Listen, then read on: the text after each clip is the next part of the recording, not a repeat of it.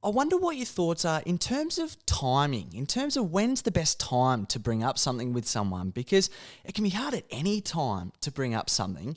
Is it the sort of thing, for example, that should come up incidentally, or is it best to think of a way to have a specific conversation about it? Well, it's going to vary, and I think that's where we use our intuition. And the better we know the other person and the better our relationship, or the more significant our relationship, that gives us more scope to be more direct, so to speak. So how direct we can be, it's partly to do with the other person's readiness, it's partly to do with our relationship with them, it's partly to do with the extent to which the person might be downplaying or minimising a problem. But I think in the first instance, showing an interest and concern in the other person where we're leading into a conversation about how things are going for them.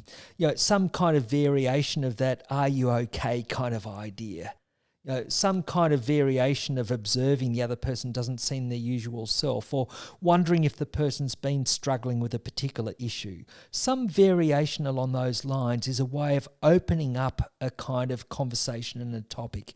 If the person doesn't seem responsive and the person is reacting quite negatively, then that might not be a time of pushing it much further unless we think it's so significant we really need to make it clear.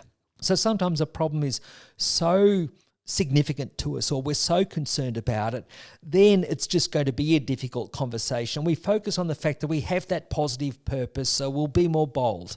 It might be to try and see that some ongoing problem that is affecting other people, it's affecting other people, can be addressed in some way.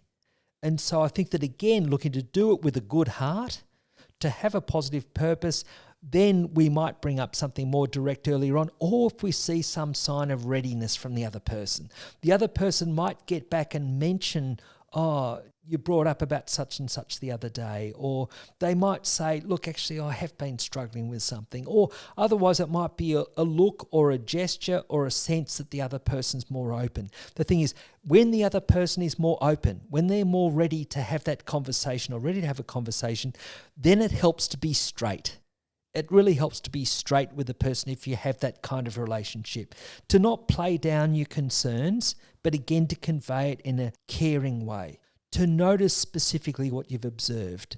To notice there might be some changes in the person's behaviour, or things that they've done, or some consequences because someone else told you about the effect their behaviour had, their anger, or something about their mood, how their mood often seemed, how that was affecting maybe teenage children or something like that, to give the other person that straight feedback, or how their alcohol or drug use might seem to be affecting their health or their memory or something like that. Like, we can bring up specifics at times and not play it down if there is that opportunity. But the thing then is, if we do bring up a problem, it helps to bring it up in hopeful language.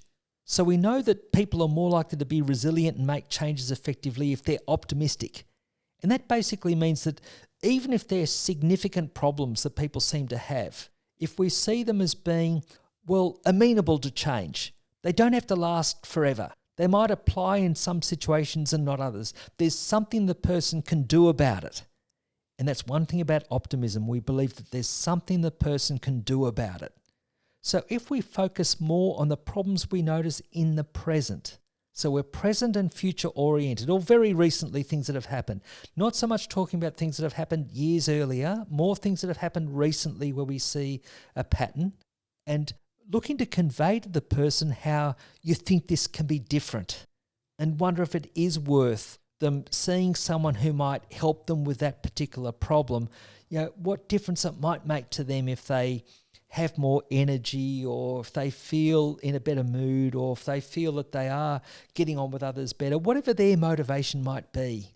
If we talk in optimistic, hopeful language, then that's the confident side of the motivation dimension that you were describing earlier.